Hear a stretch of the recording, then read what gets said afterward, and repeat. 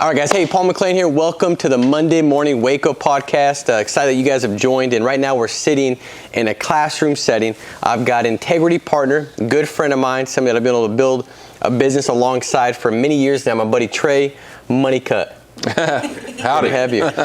And hey, when you get an integrity deal, you go from Honeycutt to Honeycutt, man. It's just the way it works. And so, but hey, good to have you guys in here. Really what I wanted to do is really kind of unpack some of the lessons that I've learned, lessons that Trey's learned. And the beautiful thing about this business is you're able to go out there and really run your business. But as you're running your business, you get to run alongside people running their business in the same overall business, right? And so a lot of business up in there. But Trey, it's been pretty cool to be able to build this with you, man, and alongside you. And I know that you've seen some of the struggles I've had and the lessons I've learned. I've witnessed the same thing for you. And I do believe that it's easy for somebody that's taken a look at the podcast, they go to a meeting, they meet somebody, for them really think that like, man, they just have it different. They're just so good. They must have gotten the good leads. They had the perfect parents, and they had the right upbringing, and then they got their insurance license on the first time. And the leads that they called, they all said yes. And all the clients that they went to, they showed up. And every agent that they hired, they were the right agent, and they got going quickly. And they don't understand that, the trials, the struggles, the tribulation, the greater of that is probably what reflects in the success. So rest assured, if you see somebody you think like, man, they're just, look at all their accomplishment, they probably had a lot more just crap to go through, right? The difference is they didn't camp out and build a fort in a housing project and then house up in that crap. They kept moving forward, pressing through, and had some progression. And now what you see, right, it's just a result and outcome of all these small decisions and habits and adjustments and the way they responded to all the stuff that, yes, you and everybody else and the things that you will go through are going to have to go through. So we really want to kind of go through some of that stuff to kind of say, hey, we've crossed some of the paths that you guys are looking to cross, not because we're anything special, but because we continue to walk, we continue to persevere, to persist, to be consistent. But I want to really kind of unpack some of these things that we could say, hey, there's a landmine right there. Like, if you cannot step on it and use our hindsight as your foresight, right, might help out so you don't have to cross the rest of the path with one limb, with like me and Trey probably have, right? So Trey, I want to pass you, man. Good to be up here with you. I think it's gonna be fun to kind of go through the failures and struggles and stuff and lessons learned, but I'll pass you to kind of cover the first one. Well, the thing is, like what you were saying, one of the very first conference calls I ever got on with Family First Life, Matt Smith was on there. And this was one of the first, because as you do this, things will stick in your mind that you'll reflect back on. And the longer you stick around, the more those things will make sense. So Matt Smith said on this one conference call, he said, everybody goes through the same stuff. They just might go through it at a different time. But rest assured, if you're in the business long enough, everybody's going to see the same thing. The thing that makes me most nervous when I recruit a new agent is the agent that has a natural golf swing. Just everything goes right out of the gate. That kind of makes me more nervous than the person that goes out and books 30 appointments and helps 2 families the first week. I relate more to that one. But rest assured, the one with the natural golf swing, 1 week, they're going to set 30 appointments and nobody's going to show up. Yep. And they're going to have to go through the same stuff. So as far as big landmines go, I think for me, if I'm brand new, the very first thing I'd want people to understand, looking back, is that this is a process. It doesn't just happen. It's really easy to look at social media and see somebody's success for the week and be like, oh my goodness, they've arrived, and look at me, I'm terrible. The trick to that is just to have a long-term commitment that you'll at least be here a year. You have to give this time to work. You have to survive long enough to succeed at it, and just take an amount of time before you look up at the scoreboard and try to keep track of where you're at, and give yourself permission to make mistakes and just move forward through it without making these harsh decisions based on the fact that you had a couple bad weeks, or there was a learning curve and you didn't quite figure it out, or you don't know what your lead strategy is yet, or look at so-and-so, they start at the same time as me and they're they issued $1 gazillion, and if you could just avoid that the first year. The thing I know is that people that stay around after they've been here for a while, they tend to overcome all the same obstacles, and they arrive at a certain place, but everybody comes to the starting line different, is what I'm trying to say. That's good, man. And I think that's one of the struggles that I think everybody has. And sometimes you might not have it for a while, and then all of a sudden when things get more trying and testing, where you're like giving it all you've got, you're giving it what you've got, but the progress isn't showing up based off the effort you believe you're putting in or the expectation you've got. I think that's when it's easy to come in and start comparing, and all that does is it stills the truth, which the truth is, like, you've got every ability to go out there and see success, but you might have to be working through different things than the other person, meaning that in that part of the process, process might be a little bit more elongated because you got to deal with some pride, right? Or some ego, or some mental toughness, or you need to deal with really taking accountability, because at that pressing point, usually that's when you kind of pick up justification or blame, and sometimes it's an internal thing that has to be worked out. And that's why I was saying, man, like, you don't know what you're having to excavate, to elevate, to hit that goal along the process. Some of the stuff you got to work out and you're not even truly aware of. But if you just keep focusing and pushing forward and showing up, like, that stuff will be worked out, right? And all of a sudden you'll start to develop what you need to develop to persevere, because God already put it in you, right? But a lot of times we start picking up things that cloud and muddle and cover up that seed that God gave you, which is to go out there and create greatness here, because this is not something that you have to have some prerequisites to be successful, right? Every personality, every different age, every ethnicity, male, female, age, it doesn't make a difference. We can go through all these different integrity partners that Family First Life has helped partner with integrity, and they all look different, right? There's a lot of diversity. What's the differentiator? It's not letting things cover up that seed that was put in them, just like it was put in you, right? It's kind of like, Trey, I remember, this has been a while back, but we have these family values in my house, and the family values are honor Jesus, honor parents, honor others, right? And so Penelope, she's now 6, and I don't know if you guys, you can't judge me, all right? So I'm just gonna say it anyways. And if you judge me, that's your issue. And we'll address that later. But like, she'll throw a fit where, like, she'll tear off her clothes, throw a fit. You know what I mean? Like, throw things, like, it's like, why is she naked? Oh, she just got done throwing a fit. Like, she gets into it. Like, she goes all out. You know what I mean? Which is tough, because if you're in Target and she gets in one of those fits, it's like, no, she's naked. You know, put some clothes on. But like, she'll throw a fit. You know, and one of those nights, like, she had thrown this fit. Like, she had both arms going like a windmill. Like, they looked like she was just like, she was losing it. You know, I thought she had a shank in her pants. Like, she was looking at me crazy. Like, she is, And be like, so I was like, what the heck? Like, I didn't even know what to say. You just leave her alone. You can't address it when it's in that high of emotional state. You got to deal with it when she's in bed, and then you go back and kind of address it. But the funny thing is this, like, I don't know, 10 minutes later, she's trying to suck up now. She's like, Dad, I know the family values. And I'm like, all right, what are they? She's like, honor Jesus, honor parents, honor. It's the cutest thing ever. She says it with like this Peppa Pig accent, because she had watched so much Peppa Pig, like she had copied it, you know what I mean? So it was even cuter, right? And guess what? Guess what I posted on my IG story? I posted that. Guess what I didn't post? Mrs. Windmill with her arms dislocated, flipping around. And what I realized is, like that's what we do. And like, somebody will watch him, like, oh my God, look at Paul's such a great dad. Like I'm such a loser. Like, look at his kids know family values. We don't even have a family value. Like we don't even know what is a value. Like, I'm a loser, and it's like, no, like, you're not. What you think isn't. Right. Right. You think that it's like that, but it's not. And you start comparing your today, your first chapter struggle, which is the way it is for most, right? Getting adapted and acclimated to something new. You compare that to somebody's 9th chapter in. Well, dude, like, they've been at this. It's like walking in here Right, Danny? You walk in, you're like, dude, this office is really nice. Now, be clear, we're not at the top of Bel Air, right? So to me, bring some relativity to it. We're in Napa Valley.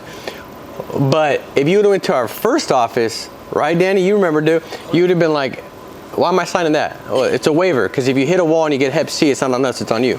You know what I mean? Like if you trip over all the wires on you, there's no workman's comp up in here, all right? That's your fault, all right? So you're gonna sign, you got fault right away. So, but if you could, you see what I'm saying? Like they'll come in and like, it's just a process. It's a trade. I mean, like I think, and I've done the same thing. You start, comparison will kill the gift and the seed that you've got to be great, because now you're looking at somebody else's race, and if you can't run your race staring at somebody else's race. And the reality is this, like this is just kind of how I see it. It's like, when David was anointed king and God chose him as a king, he didn't become a king at that moment. It was 20 years later basically for him to be a king. There was a process to be had. Like he had to go through a lot of dark places. He had to conquer a bear. He had to go out and sling a giant. Like he had to do all these things and learn different things that he wouldn't have learned and been able to do if he was at that point, right? He had to go through a long process, and we're the same way. But you can't start despising small beginnings. You can't start despising the season that you're needing to serve right now, because if you do, you're going to miss the ability to actually go to the season that you're looking to, because you have to develop and grow, right? David couldn't wear that armor because it didn't fit him at that point in time. If he tried to go out there and fight with somebody else's armor that they had developed, what was easy for them to win, he would have never won. He had to go out there and use what he had, which was a sling and a rock, right? It's the same thing. So you got to use what you've got right now. What do you got right now? You've got your attitude and activity. That's your ability to control that. Like, what does your work ethic look like? What are you doing today? What's your attitude? That's a lot of what am I using? Like, what am I taking the meaning of this? Like, is this happening to me or is this happening for me, right? And that's what you have control over, is your interpretation of the things that take place. And one of the biggest lessons I learned was to not let my struggles, or if I had a bad day in the field or this and that, to not let that be what defined me. So if I went out and had 7 no sales, I had 7 no sales. That doesn't mean that I'm terrible at helping families. I just simply had 7 no sales. So not letting my identity shift or change based off the outcome as I went through that process. Mm-hmm. Or if I had 5 agents not go out there and see success, it was hard for me not to think like, man, I'm a failure. I'm not good at getting agents started. Well, no, maybe that's not the case. Maybe that I just need to hire more agents. Maybe I'm judging myself based off of these agents not getting going, but I only hired 5. So what I think isn't. It's not that I'm terrible at helping agents. What it is I'm not hiring enough people. Or you think, man, I really need to get better on the phones or in the home. Well, no, you need to get better at working. Like you made freaking 42 phone calls yesterday. You don't need to get better. Well, I had 5 people hang up. I need to get better. No. You need to get more people to hang up on you. That's your issue. I'm not good in the home. Well, yeah, fool. You ran freaking 12 appointments last week. Like you worked less than an unemployed person trying to call the unemployment office to get their unemployment check. They work harder to get that check. Like, what are you talking about? Mm-hmm. So a lot of times what we think isn't, or what we think isn't is. And that's when I learned early on too. Like, oh, I need to, or if you don't have, like, I know I need to hire a staff, but man, like, I know that I need to do that, but, and then whatever you feel after that, I realized would mess me up. So if I said, well, but I don't have the resources yet, or but I don't have the income. Well, a lot of times if I just say, no, but I've already won this thing. This is simple. I got a license. I'm helping families. My mission is to serve people, save agents. It ain't that deep. I'm going to work off a mission. So therefore, I'm going to go ahead and act and respond and do as if I've already won. But if I already won and I know I'm going to win, would then I say I can't because of these disqualifiers that I'm using to disqualify myself, or these conditions. I know yet, but that person has that. That person has that. No. Stop disqualifying yourself and thinking that you're afflicted and you have these conditions that are weights against you doing what everybody else has done to get success, that you need to do inevitably to also see success, but you start acting like you can't do it. Well, then all you're doing is you're saying, I want that success, but I'm not willing to do what they've done. And you justify the fact that it's okay not to do what they've done because you've got conditions that keep you from doing it. That's not truth. That's a lie. And so I learned that early on, that I got to just figure out what can I do today and how can I behave in such a way that validates who I want to become, that affirms who I want to become. If I want to be a top producer, what do top producers do? Does a top producer say, well, I'm going to get half the leads because I had half pick up? Like, obviously that makes sense. No, that obviously does not make sense. The people that don't pick up, they don't pick up, and they just don't pick up. So they didn't pick up on Tuesday, they ain't going to pick up on Wednesday, they ain't going to pick up on Thursday. Stop calling the people that are non-picker-uppers. Call the people that pick up the phone. Get more leads, right? What does a top producer do? So when you start looking at that and letting that be something that gauges you, then you're not going to disqualify you, and then it'll help you pay the price and do the things that they've done that have got them to where you want to go, opposed to, I love to be there. Oh, you would, but would you love to go out and have all these things happen and these struggles take place that's necessary for you to get there? And I think that's a big deal. So I learned not to think. I learned that my thought process a lot of times is going to get me to think that what is isn't, what isn't is. Like, have you ever thought, I need to know more about products when you first started? Who in your thought that? Don't lie. Like, well, I know you said to dial the phones, but I need to do my research and development, data research. Like, I got to figure out more about these product things. And then only in hindsight, you realize that wasn't the truth. What you thought wasn't. But guess what? If you would have worked off of the person's thought process that had already been there and already knows that, then you wouldn't have to deal with that. So a big thing I learned was that, and I think the root of that is, if I'm working from my thought process, that's going to occur way more than it needs to occur. But if I'm working off somebody else's thought process, a lot of times there's going to be clarity, and the blanket will be lifted off, and I'll be able to really see what is and what isn't when I work off of somebody else's thought process, which is those that just have gone before me. So, yeah, and I think, like you were saying there, Paul, it's this attitude of personal responsibility. The people that do really well are the people that have this mindset of, if it works, it's because of me. And if this doesn't work out, it's because of me. It's not anybody else's fault. Nobody owes me anything. Nobody's required to give me anything. That's always the way I'd approached it early on. And then the other part of it is walking by faith. It's like one of the traps is trying to want to see every single problem and obstacle and solution before you even go. And a big part of success in this, and really anything else, I've never really been successful at anything else, but a big part of success in this. What about those, when you were selling those water softener things? Okay, I did good at that too. Yeah, I was good at selling But they threw you out. Yeah, well, that's true. That's true too, yeah. So the last sales job I had, I was trying not to get into this, but okay. So the last sales job I had, they actually fired me. So I came into this with baggage, all right? So I was thinking, they fired me, they threw all my stuff out in the street, they said I was the worst salesperson ever worked there.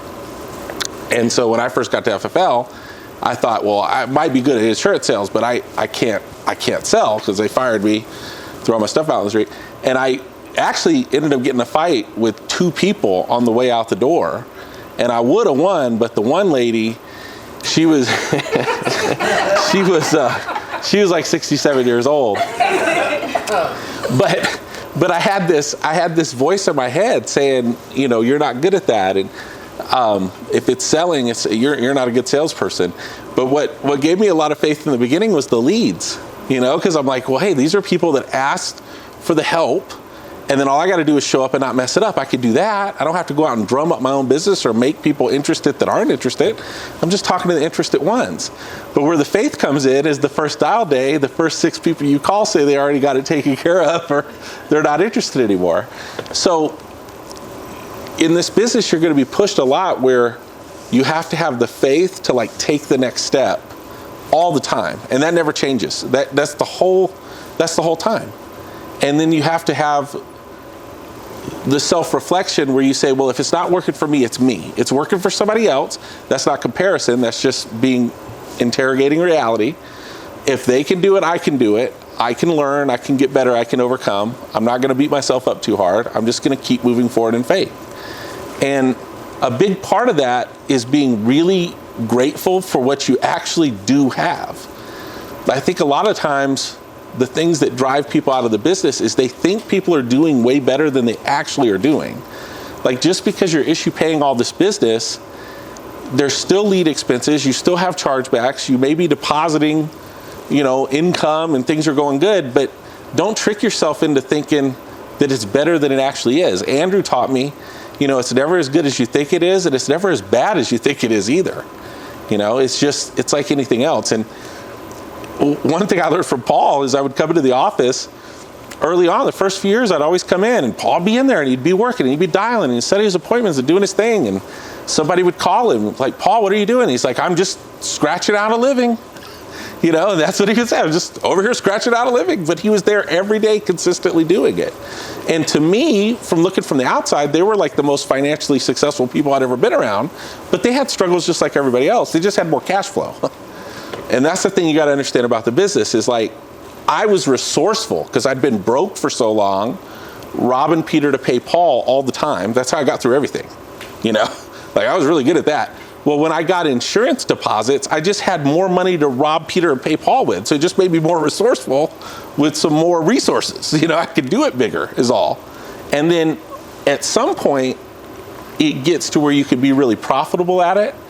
But I think a lot of people think, just based on leaderboards or whatever else, that there's this level of success that's attained when it's really like here. But just based on numbers, they're thinking, if I can get to that place, I'd be set. And reality is, when you get to that place, you realize, okay, well, if I could get to this place, that's the way it always works. Once you get to the top of one mountain, there's always another one to look to. So, well, dude, think about this. Right in line with your fighting career. Right? This intense fighting career.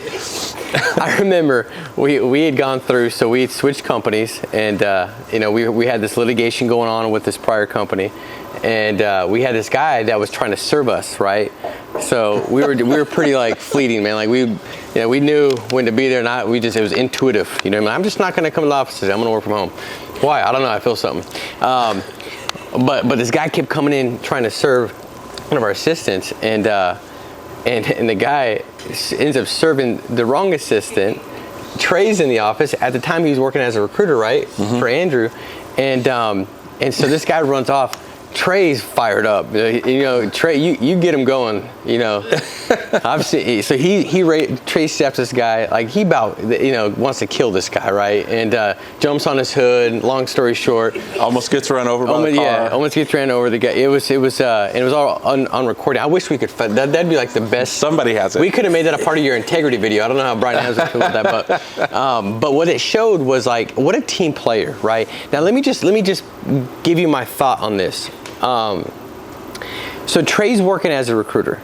This is back when me and Andrew were dealing with litigation, all kinds of stuff, trying to get FFL going, man. We didn't have leads. You could say, well, somebody said, man, your annual reviews are really good. Your training. Oh, because that's what I had to do. Because why? I have no leads. So it was like survival. What do you do? I got no leads. I got old clients. Let's call them. Let me figure out how to really get good at that, because that's what I got to get good at. Or it doesn't work and I'm back at Burns pumping septic tanks. So like, let's do this. So what it taught me though, like that was, Trey's getting paid hourly, probably not much more than minimum wage, because me and Andrew are trying to keep things going. He could have easily been thinking like, man, like I should be getting paid more, or I should be getting this, or I should be getting that, or whatever. Like anybody, you could see things two different ways. One person praises God and thinks it's the best thing ever. The other person's complaining about it, right? But he was such a team player and so grateful to be just a part of the team, that even though we were going through all kinds of stuff, getting this business launched, he was a part of the team, right? And what it taught me was like, man, you can be grateful, and how important it is to develop gratitude about being a part of a team, because when you're a part of a team, it brings out more out of you. right? It's no different than when I watch, my daughter play soccer, and individually she's not nearly as good as when she plays individually on the team, meaning that she does her job on that team with the team's mission, the team's goal, the team's objective. And I just think that like one lesson that I think is that I've learned is when I'm really grateful for every part of the team of FFL, grateful for Sean, all the things that are taking place, even when there's a way to look at it and not be, even when I'm like, dude, I could have easily been like, where's the leads at? You said we have lead, and then the mill house burned down. I'm like, are you sure? And then I call him. All those things taking place, I could have easily found ways to be jaded. And by the way, everybody can, no matter what you're doing. My daughter sometimes thinks she's jaded because she didn't get something, and I'm like, oh really? How about I drive you to D Street? You don't even know what D Street is, and you live 2 miles away. You want to know why? Because you don't have to drive down D Street. I'm gonna drive you down D Street, drop you off, and you can hang out on D Street. You could pace back and forth. You see how long you last. Just to give some perspective. You see what I'm saying? And a lot of times, what'll kill us is we start complaining about what we used to pray about. Man, if I could just be self-employed. Man, if I could run my own business. Man, you've got it now. And now you're complaining about, how it's not working out. And guess what? You're complaining about that what you prayed about, which is being self-employed, and that's what's giving you the complaints. You're not seeing the results is because you're not being great at being self-employed. You're not structuring your schedule. You don't have disciplines. You wake up when you want to wake up. You say yes to this and say no to that. You do what you want to do, right? Hey, we got a family barbecue. Oh, this person's having this. We've got a baby shower this time. Oh yeah. Yes. I'll be at everything. Opposed to when you worked a job, you wouldn't be at everything. And now you own your job. Like you should be saying no to everything for a short period of time so you can earn what you wanted, and what you got excited about, what you prayed about was the fact that you could eventually say yes to everything, but you got to go through that process, right? And so I think that's the key, is having the perspective. And I saw Trey, the way he was such a team player, and that he was grateful. And I don't know what he was grateful for, like hourly wage, like we were in a terrible office, we didn't have any leads. But I think that led him to one of the greatest success stories in Family First Life, somebody that was a recruiter, getting paid as a recruiter, to somebody that's now an integrity partner with Integrity Marketing Group, where his kids will be forever different because of what he did and the attitude and perspective that he had. And by the way, not just the money that's forever different for his kids, but that attitude of gratitude. If you don't think that they're not watching that and they don't experience that and they're not going to live by that, they're going to live by that too. So it's internal and external that are both impacted greatly for generations. And so that's, by the way, not trying to get so big or deep with that, but man, it's so important to have that attitude of gratitude. I remember Trey, so driving to Bakersfield every week. All right, every week. And then sometimes it would be like I'd go to San Jose or Fresno or Stanislaus or Modesto, all those areas, because that's where I had to go to pick up some CRM leads, some second chance mortgage leads, right? And then Andrew, he would go to he might go to San Jose, and then I might be in Bakersfield. And this is how broke-minded we were. Like, we would meet in the middle, which means he had to drive 2 hours back to Fresno. I had to drive 2 hours up to Fresno because I was the middle, so we could share a vagabond. You guys know what a vagabond is? No? Yeah. It's like worse than a Motel 6. It's like Motel 6 and La Quinta gave birth to the vagabond, right? And that's the vagabond. That's what it looks like, yeah. It's cross-eyed and everything. So the vagabond, it was like $29 a night, but we're like, dude, we saved like $15, and it took us more than that to get. I mean, it made no sense, right? That's what I'm saying. Like, when you gotta let time do its work, bro. Like, we had to just keep getting around successful people and reading good books and stuff like that to develop, because that's where we were at. We'd drive and meet at the vagabond. But I remember thinking, at first, it's pretty cool. And I'd compare truck drivers. Man, truck drivers got to drive for 7 days, sometimes 5 days, and they're all over the place, and they ain't making no six-figure income. And like that's what they're doing. Like, we get to just. So I would give myself some perspective, right? And I didn't have to give myself it, to be honest, Trey, because I only had minimum wage I was making. Like, that wasn't that bad for what I was making. You see what I'm saying? Like, it wasn't. Right. I didn't have to really do that. But after a period of time, I started to get just really familiar with the kind of income. And as I got more familiar and it was like, oh, this is just nice, it became more normal, then I started to get to get numb with the favor that I had being able to go do that. Like I had favor that I got to go drive down there and run appointments and see clients and pick up this amount of, I was favor, right? And so I started to complain about it. And what I realized was, man, and as I look back and I stopped and I thought, like, why do I feel this way? And it was just because I gotten so accustomed to it that now what was like something I was grateful for, and it became normal, and now I was numb to it, and I lost the gratitude, and it started to change to, man, this sucks. And then I thought, like, if it wasn't for that, I wouldn't be in this business. And the reason being, Trey, is those 3-4 hour drives up there, dude, that's where I was listening to all the podcasts on repeat over and over and over and over again. That's where I was getting rid of the vagabond mindset and picking up the Ritz-Carlton mindset. You know, that's when I was going from the lack to the but. That's where I was developing, man. Was on those hours. Because guess what? Do you think that if I wasn't driving to Bakersfield or Fresno, that I would have got up out of my bed at 5 a.m. and thought, my wife, what are you doing? Sweetie, I'm going downstairs to study some podcasts for 3 hours, and then I'm going to get to work. You think I would have done that? No, come on, man. Or when I'm driving back home from 9:30 to midnight, right? And I'm listening to podcasts and I'm thinking, like, who can I call? What can I do? My creative thought process is going, right?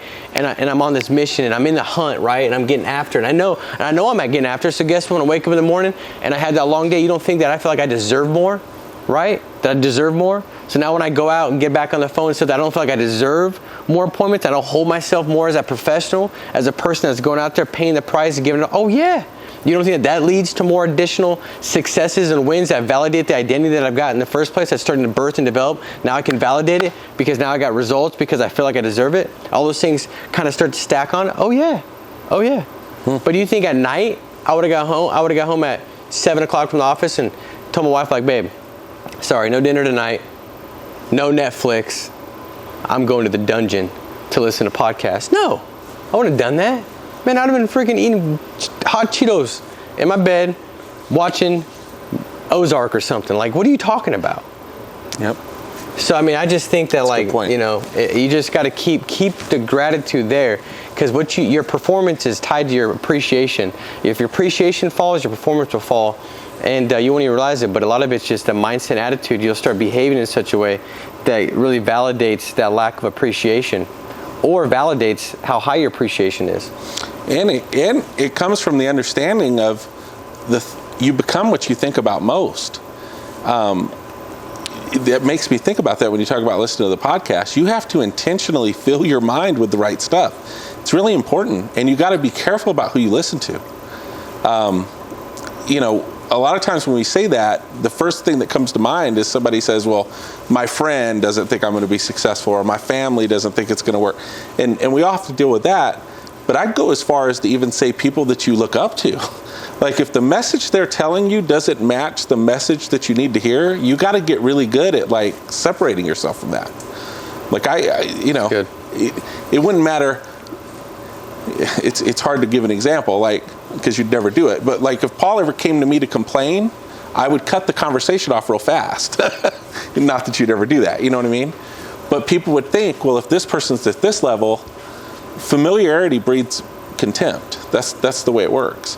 And the other thing that this is a big thing that I've had to learn, is that a friendship built on business is better than a business built on friendship.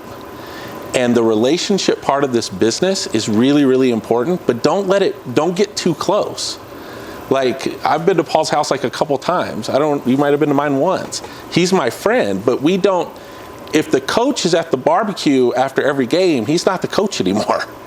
You have to maintain a proper relationship with the people who are there to help you. Otherwise, you'll start to neglect the advice that you get. Does that make sense? Dude, one thing I think about when you say that, it's like, it's just, and this is something that I battle against a lot, because this might be really applicable to, like, Jeremiah, you know, anybody that's younger. But when I was 19, I got in this business, and so I battled with what I call, like, it was like distorted disposition or false position. Like, I was listening to all these podcasts and things like that, and so it was really introducing to myself a different belief system and thought pattern, thought process, right? You start to develop and change. But I would all of a sudden go back to hanging out with a different group of people that knew me as the old Paul, right? The one that was like, man, best at beer pong and, great wingman Paul, right? Like, I'm your dude.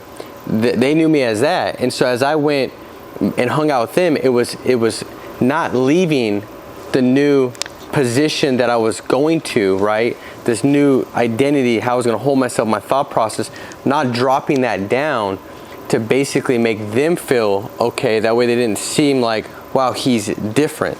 So I started to drop myself down, and I'd behave in such a way that really went back to my old ways, my old patterns, my old identity.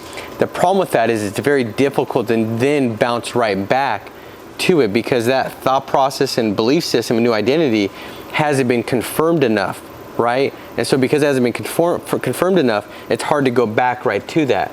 And so for me, talking about what Trey's saying is like what I developed, because I didn't cut everything out, but as I consumed more and more good stuff that built myself up and gave me a new thought process, when I got around them, I would see it, right? And I would use it as validation when I'd see them act certain ways, like, dude, I used to be like that. I wasn't judging them, but like, my God, like, there's no way, like, I could keep being like that and being what God called me to be. Like, I've developed, I've grown some. I can't go back to that. And it would almost validate why I was gonna be successful, because of what they were thinking, the things they were saying. Because you wanna know what people are thinking, listen to their mouth, right? Out of your mouth comes what's on your heart. And so that was a big change for me. I remember kind of going through that, right? And it's you really want to have such clarity in the thought process you want to have to be successful. What's an abundant thought process? Such clarity on how to work with agents, how to connect with people, how to have an in-home or phone. You want to have such clarity to that you notice when things don't line up with that, so you can see the deviation, get back to it, make a tweak and adjustment, and keep getting better. It's kind of like, I remember reading this, and they said that, they got this nurse. What is it called when a baby's born? They go into an NICU? Neonatal intensive care? Neonatal? NICU? NICU, yeah. That was pretty smart, Trey. What did you just say, neonatal? I don't know. Well, I think it's neonatal intensive care. Okay, I thought you were doing like a Dr. Seuss rhyme. That's right. Man. I thought that was like a title of Dr. Seuss's new book. So NICU, whatever. I'm probably still saying the abbreviation wrong. But they were talking about how this nurse, like, they had gone in and she had noticed that there was something wrong with this baby. And there had been tons of nurses that had walked through and nobody had noticed it. And they ended up testing the baby out, and they found out that the baby had one of those bad viruses like a staph infection or something like that. And the baby would have died if the nurse hadn't noticed. And the nurse had noticed this baby, and they said, well, how did you notice, how did you see that? Nobody else saw it. She said, well, I know in my mind I have such clarity of what a healthy baby looks like. When I walked by, I could see that the belly was a little bit more bloated, that instead of like a dot of blood, it was like a crimson blotch. It was a blotch, not a dot. And that's really how we've got to be. We got to have such clarity, because we're consuming such good stuff, and the right way to think, and how to take accountability and responsibility, and how to not have excuses, and hearing so repeatedly the detriment of compromise and excuses, and also what an in-home looks like in phone script, because we're consuming this stuff so much that when something we do is not in line with that, we can say, oh, that doesn't go well, that doesn't settle, that doesn't fit the picture, right? And we can have awareness arise, because when we're not aware of something, we can't change it. You can't defeat what you don't define. So if you have clear pictures, you can now define where you're at, and then you can defeat whatever's keeping you from that picture of where you need to be, how you need to handle it, what you need to do to accomplish it. And so that just got me thinking about that, because that's I think the ticket, man, is to keep good stuff on, so when bad things shows up, it doesn't come in to kill and steal and destroy as easily, where it sneaks in. I could see it, right? You could smash it. You know what I mean? Like right. A mosquito or something. You know what I mean? Yeah. And then another big part of that is just being really realistic about what your real activity actually is. Like, thinking about working is not working.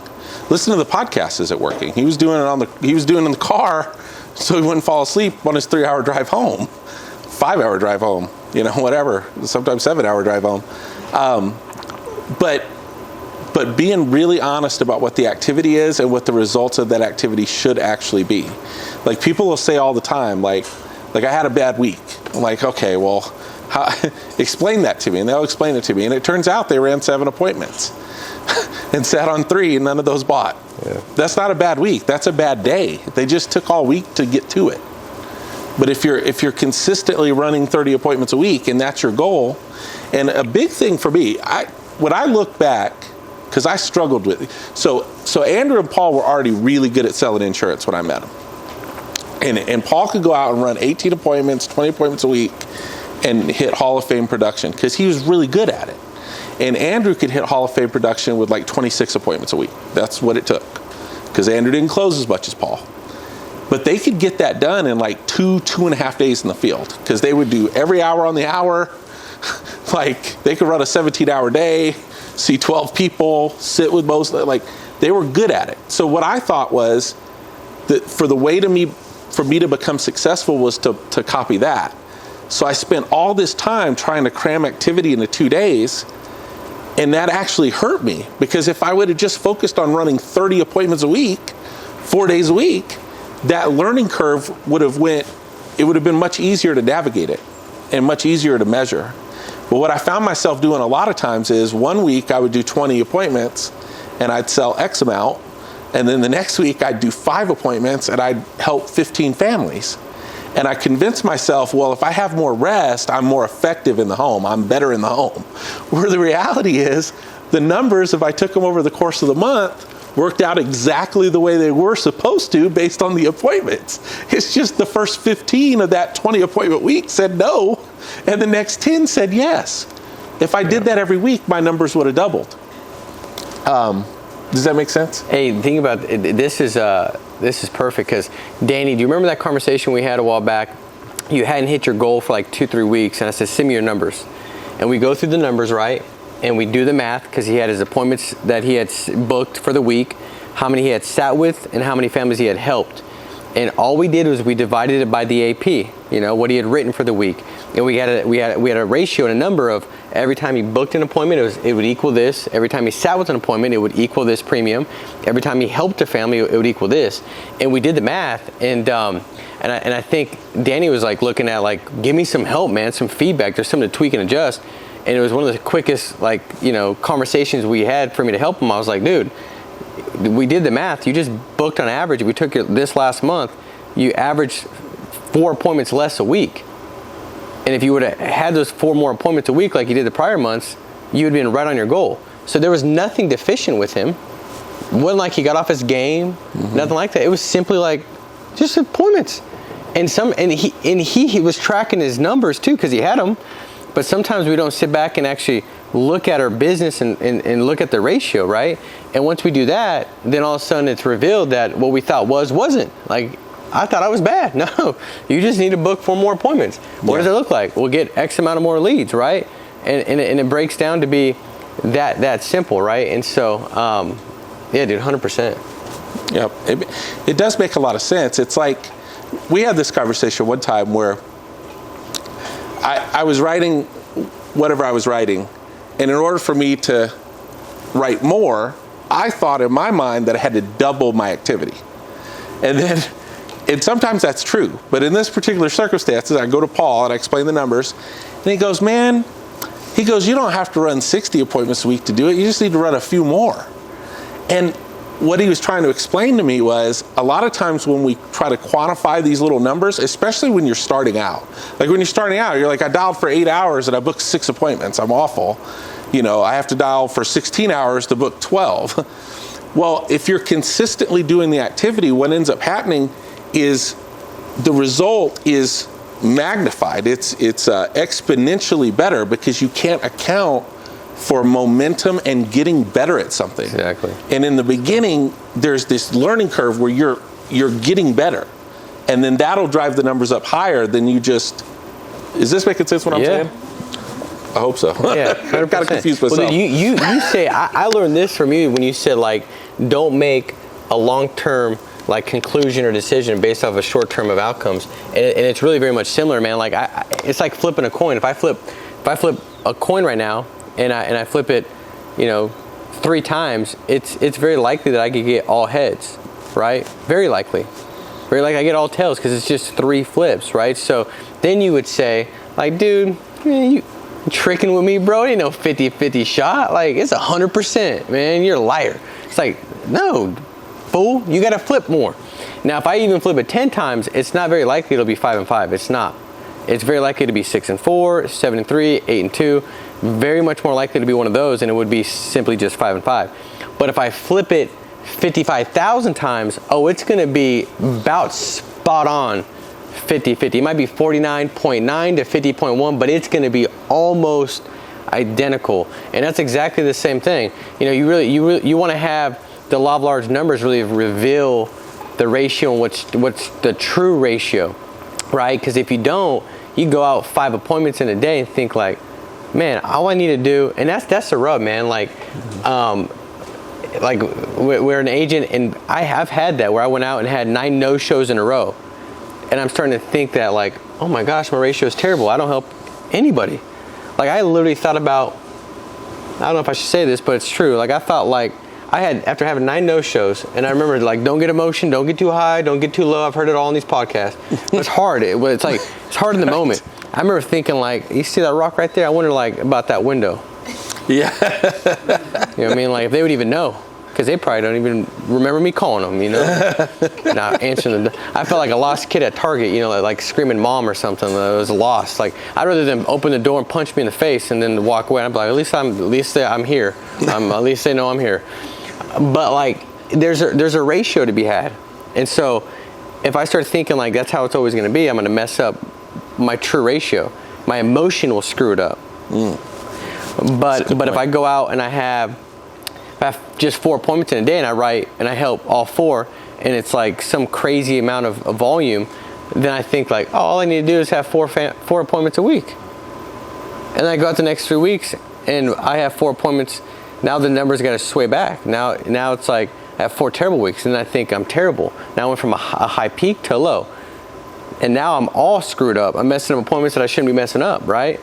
And it's the same kind of thing. Like, if you could just not get emotional about the outcome results, like, be excited if they say, no, what did it teach you? What did you learn? That'll keep you in the right mindset to grow and get better.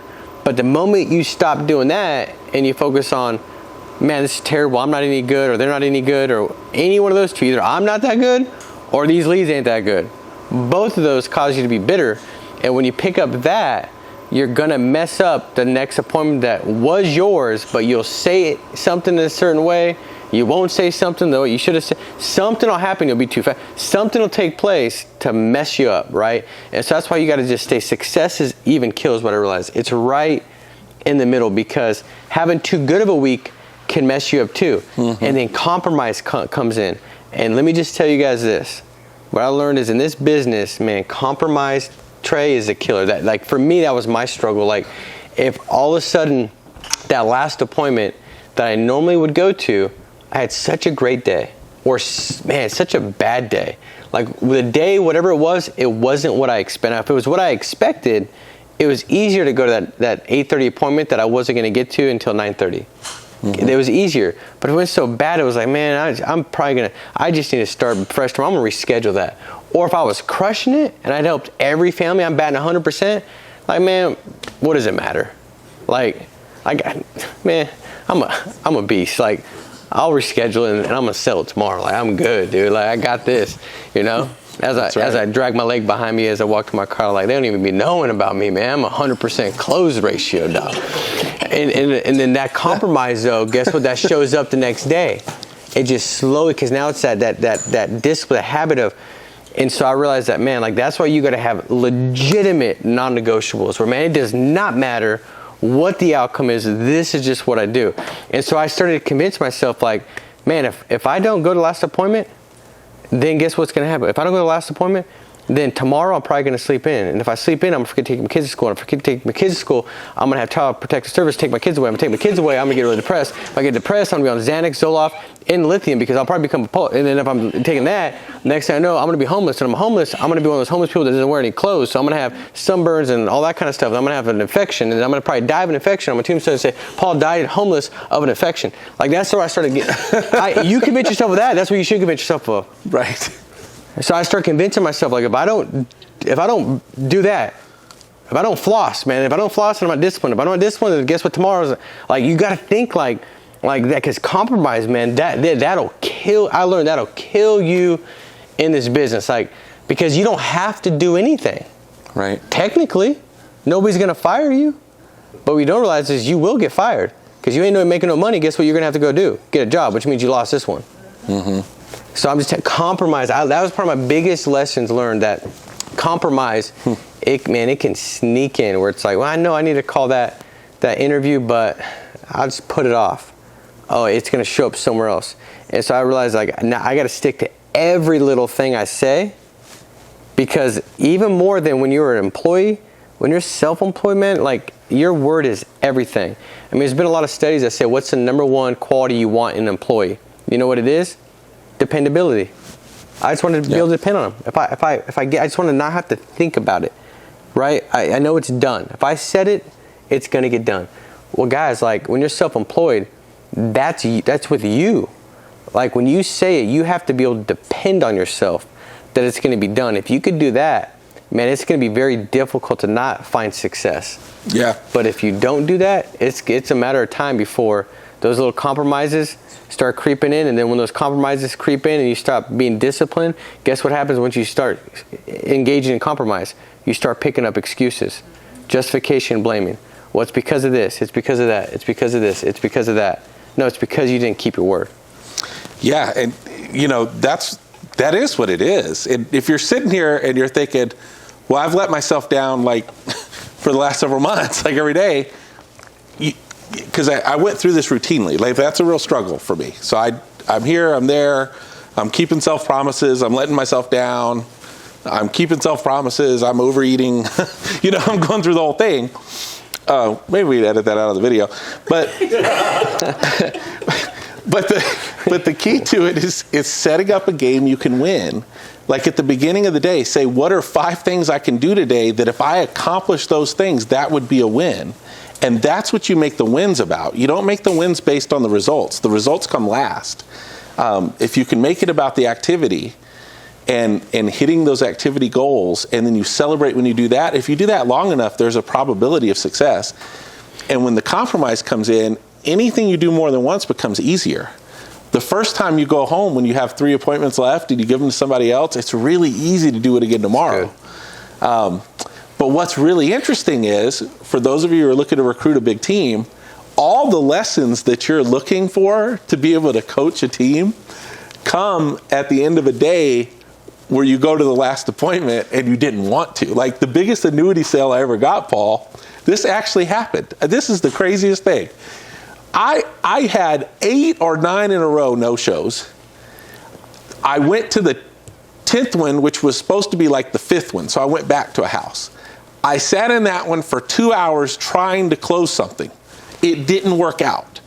Then I'm an hour late for my last one because I realized it's really far. And so I was going to end up getting there at like 9:30. I'm supposed to be there at 8:30.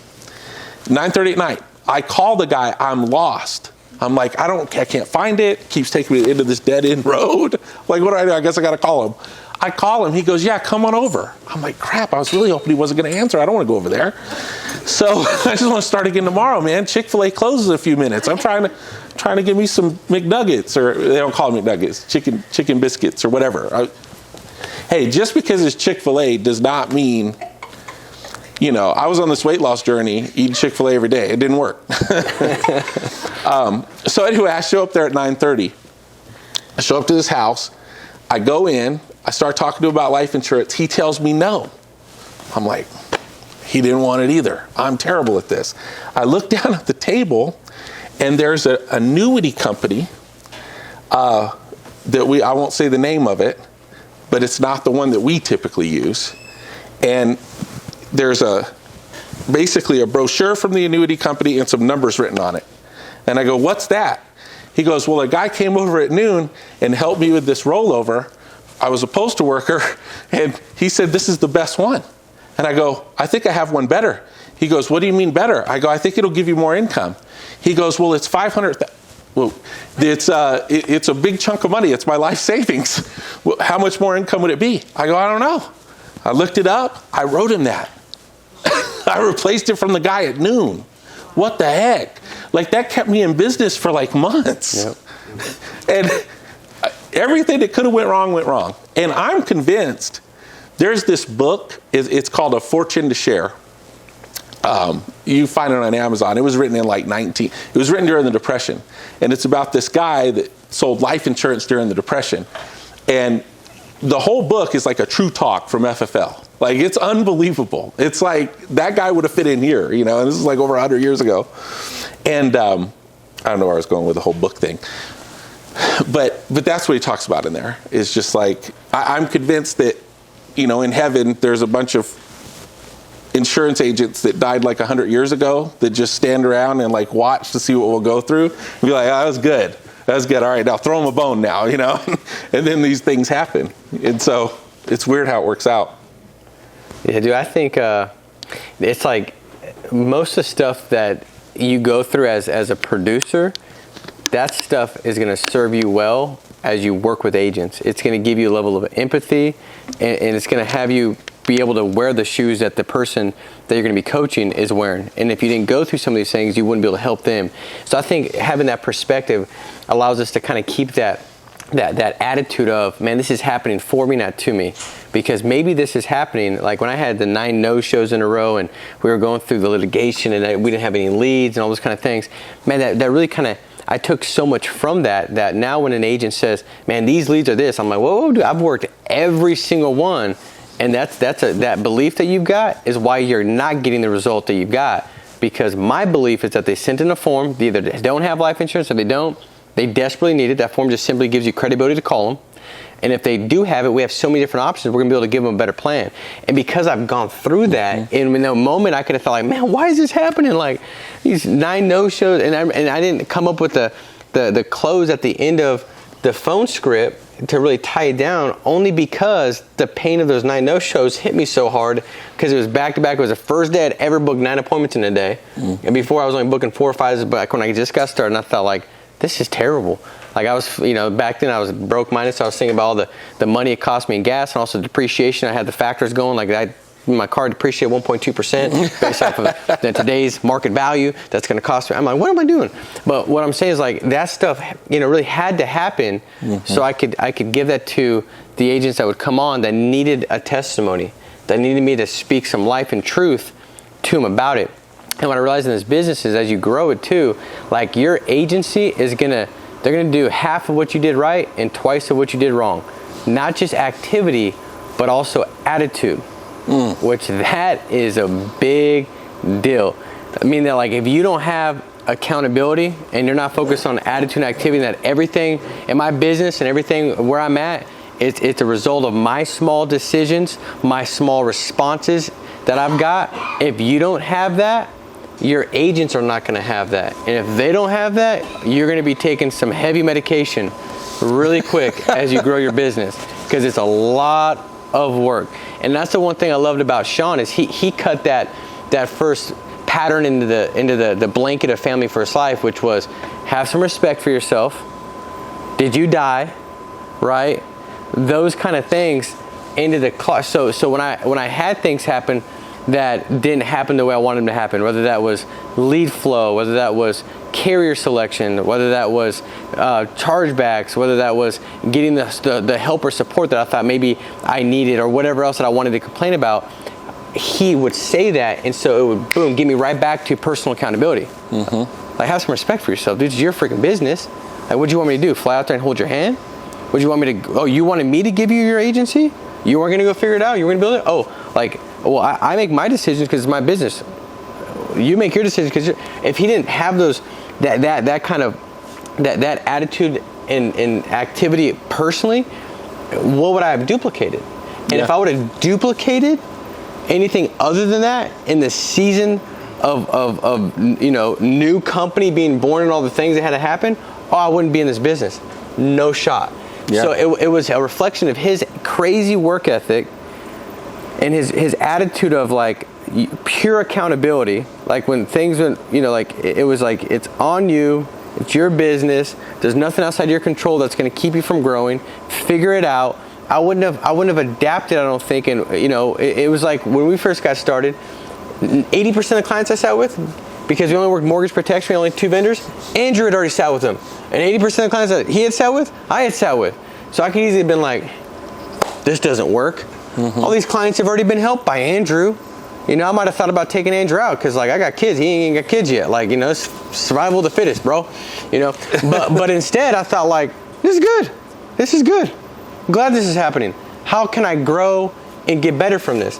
And I got really good at replacing and adding protection, both because I learned how to connect with the client. I said, how can I use this? Well, I can act like I really don't know Andrew and make them feel great, because most clients think that, did I get taken? That's what most clients, or is their fear. Did I get taken?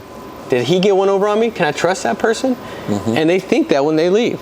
If I can come in and validate that they made a good decision, they're going to not remember Andrew as much as they're going to remember how I made them feel.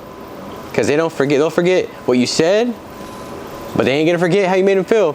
So I go in, make them feel great. Man, this plan is great. I don't know who helped you with this, but guys, I don't hardly ever see this. I mean, I see with clients all the time, and 90% of the time, they're in a product that really benefited the sales agent. And as a field underwriter, myself, right? As a field underwriter, I just don't see this. Andrew really set you guys up, man. You guys did great. It's pretty cool to see, because I don't see it a whole lot. You don't think they don't feel like friggin' on top of a mountain? Oh yeah. And then I say, by the way, guys, like, did you get a policy also, Mary? No, we just focused on Bob. Okay, well, for myself, I got a lot more than my wife does. She has a little bit, but would it be important to you, like Bob, if Mary passes, to have the expenses covered? Oh yeah, that'd be really important. I closed higher close ratio when Andrew had helped the client than when he hadn't helped the client. And by the way, his persistency was higher when I went in than when I didn't go in, because I'd make them feel great about what he got, and because I made them feel great, guess who they trusted? Me. So because they trusted me, then I could give suggestions, and because I give suggestions about either adding policies to even what he had written, or additional policies on his spouse, or a children's policy, I wrote just as much. Meaning that there's always a solution if you look for the solution. But if you don't, there's never going to be one. Oh, it was there, but you buried it, right? It's the same way with building your agency. It's kind of like, I'll say this and I'll pass you Trey for the last one to wrap up. Like when you're coaching an agent, and I remember having I wouldn't say this, but then again, I think it sometimes. Sean would be like, he'd say something, I'd be like, yeah, I know, that's what I did. That's what I did, dude. That's what I think. I said it. That's what I said. And then I working with agents, and I go through like, well, man, I keep getting this quote objection. I'd be like, well, all right, what do you say? And they tell me, okay, this is what you got to say. I said that. Oh, you did? Repeat it back. Repeat it back. Go ahead, repeat it back. And they get 2 words in, and they say nothing.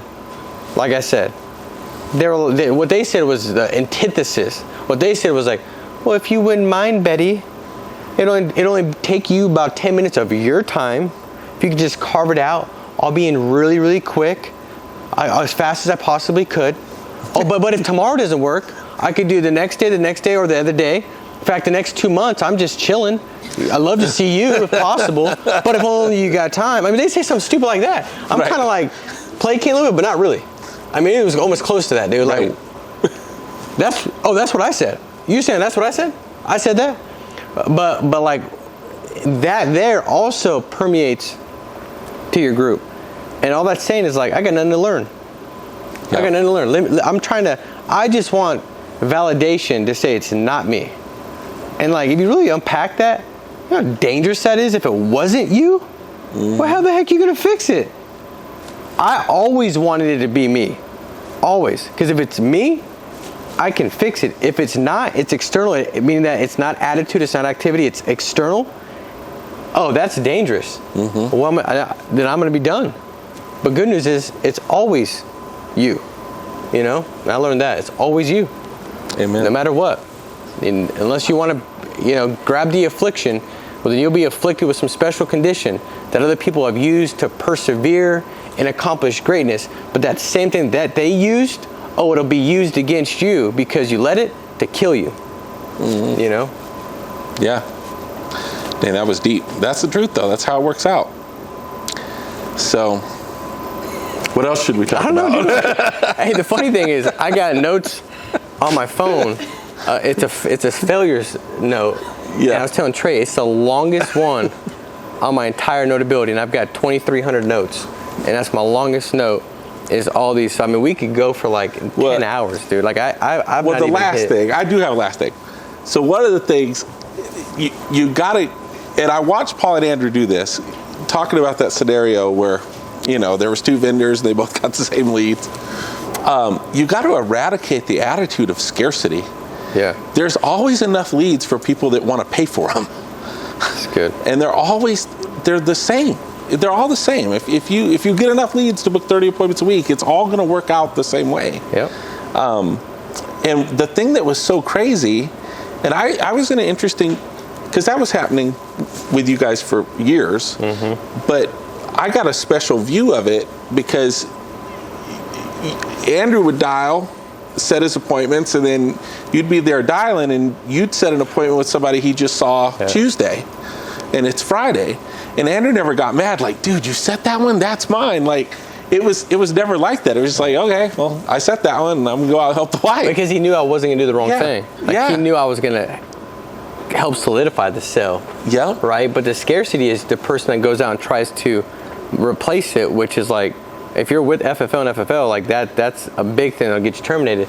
Yeah. But a lot of people, when they do that, that's a scarcity approach. Like, oh, this might be the only client that's going to say yes this week, and this agent wrote this, and I could save him $9. That agent really, I'm looking out for the client. That agent really should have wrote this. No, fool. Like, you can spin it however you want to spin it. Make them feel good about what they got. Find another opportunity, but you're exactly right. But think about the example that set for me, because here I am just trying to figure out how to help 3 families a week, you know, and I'm dialing too. And then this is their attitude when they're stepping on each other all the time, but they're still writing like 3-4 times more than what I'm writing. And so it just gave me a lot of clarity and confidence that this always works. There's no scarcity. It isn't like the competition. I had this conversation with Joe Miller early on, and what I realized is, specifically here in this area, we were in Chicago, and Sean had made mention in front of Chicago at the meeting. There was like, a couple hundred people there. He said, there should be so many more people because of all the people that are around here. Whereas in Victorville, we could get a meeting of 400 people. And a lot of what was happening there is, for years, even before FFL, Paul and Andrew were training like all of our competition that we don't even know of that are with different places. And then if you took all of those people, those really aren't the competition. It's the people that are at these big carrier companies that are working in our backyard too, where they have 150 agents in one place. And so just the idea that, this is big enough for all of us to be really successful at it. There is no scarcity. There's always leads for people that want to buy them. Situations change. Somebody that said no to somebody a month ago, they get another medication at it, and all of a sudden they're really interested in some life insurance. So that's true. That's a big part of it. That's a good one too, man. You know what I mean? Like, many times so the first family I called, the dude, and I lit me up, man. Like, I was gonna check myself into like a center, like domestic violence. Even though we weren't partners, I felt like I got abused. You know what I mean? Like, like he was like, "You're this and that." And I felt, and this was one of my first phone calls. I thought, dude, like, I didn't know this job entailed like emotional, verbal abuse. Like, dude, I feel like I need to go like pray or like read the word. Like, I gotta like, am I loved? Like, what the heck? And I remember the guy that hired me said, "Don't ever throw a lead away." Now, this is back in 2008, where all we had was these like 3 to 4 year old mortgage protection leads, and most of them, like, I get why I said don't throw them away, because most of them didn't even have an actual connected number. They're all disconnected home numbers, because this is going back before like cell phones, where everybody had their cell phone on a lead. You know what I mean? Think about that. It's 15 years, dude. Like, but so I put on the form, I put, "This guy is a jackass." I circled it, right? Because in my mind, I was like, I ain't gonna throw you away because I was told not to throw it away, but I'm about to call you something because you called me a bunch of things. So you don't even know, but that's what you are, bro. And I circled it. And next day I call, no kidding. I'm not paying attention. I'm just dialing. Book an appointment. My first appointment I ever booked was that guy. No kidding, I swear, honest to God. By the way, that was my first annuity I ever wrote also, Trey, and my first IUL. All that guy, because I went and did reviews after the fact, you know, as the years went on. But what I realized is, who knows what he's got going on? He could have got a big fight with his spouse. His kid could have got suspended. He could have got a tax bill from the IRS. You know, I'm just got one of those. I mean, that ain't a good day. You know, like something could have happened. Yep. And all of a sudden, I'm calling him like, hey, this is Paul with the Mortgage Protection Department. And he's like, oh, yeah? Fool? You're this, and he's taking it out on me. But what the reality is, don't let your belief shift when that takes place. You know, like, you don't know, like, they might become more interested. That's why you just got to be diligent, man. Like, and I'll just say this, guys, like, you got to be excited about the mission you're on. You know what I mean? Like, the mission to go out there and serve clients, if you can get that as like in you, like it's a mission, like how many families can I serve? Like that'll get you past all the things that you're gonna have to go through, the struggles, the lessons learned, the adversity. Because man, my mission is great. My mission is to go out there and help more people. Does that mean it's always gonna be easy? Does that mean that I'm always gonna like it? No, but my mission is great. And my mission is gonna pull me up, keep me going, keep the right lens of faith on, let me find ways to get better, grow, develop on anything that gets put at me. It's not happening to me, it's happening for me. And my mission is gonna remain the same. But if you keep that mission to serve clients and then the mission to save agents, there's 2 million plus insurance agents that have a license in America. There's like 20,000 with FFL. And we got the best thing out there. We got the good news, right? Like is spread the good news of the word. This is like the good news of financial freedom. Be able to go out there and talk about the compensation, the vested renewals, all these different things, and no contract. But if you're not on a mission and it's just about the transaction of how many more agents can I get contract, how many, then all of a sudden the resistance, the things that'll come against you, they'll deplete you, they'll disable you. But if you're on the mission to serve agents, then the ones that say no, the ones that don't do it, it doesn't matter because your mission is to get in front of more people, talk about Family First Life, spread them the good news about FFL, give more people a shot, and you realize that the people that are going to make it work, they're going to make it work. Your job is just to go out there, plant this seed of Family First Life, spread the good news, but when you're on a mission to serve clients and a mission to save agents, you'll go out there and the lessons that you'll go through, you'll learn them and you'll learn them right, and you'll grow and develop and get better because of that. So guys, I hope this helps.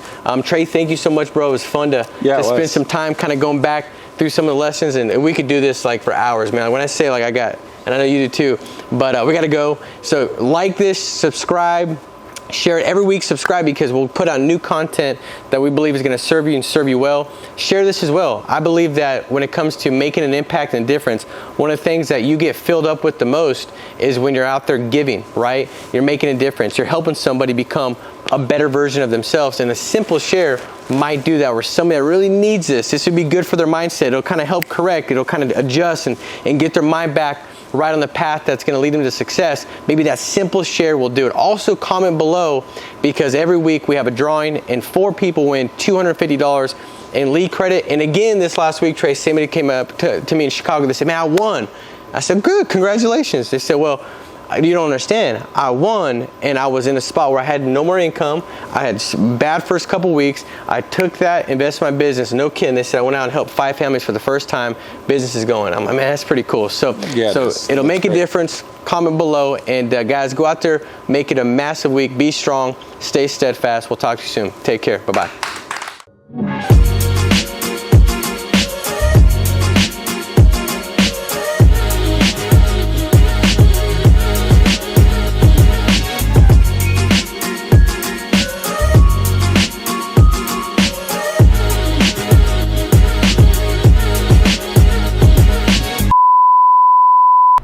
What's going on, everybody? Welcome to the part of the show where we give away 4 lucky people $250 worth of free leads. If you commented on last week's video, which is playing right over here, you're automatically entered to win some free leads. $250 worth of leads, in fact, and we're giving them to 4 lucky people. So, leave a comment down below on this video that you're watching right now, this very second, so you could be entered to win next week to win some free leads. Without further ado, let's see who won this time. Our first winner is Declan Usman, best business ever. Declan. Mr. Leon, very inspirational interview. Number 3 is Frank Pruden, love the Wednesday morning marriage meetings and the Sundays with family. And our fourth and final winner for this episode is Donnie Kuharik. This is so good, great content. Thanks, Jamie and Paul. Guys, it's that simple. Leave a comment on this video and every Monday morning wake up podcast video in the near future, and you could be entered to win $250 worth of free leads. Winners, get in contact with Victoria. Her phone number is going to be somewhere over here. And guys, we'll see you next week. Make it a great week. We'll see you Monday. Take care.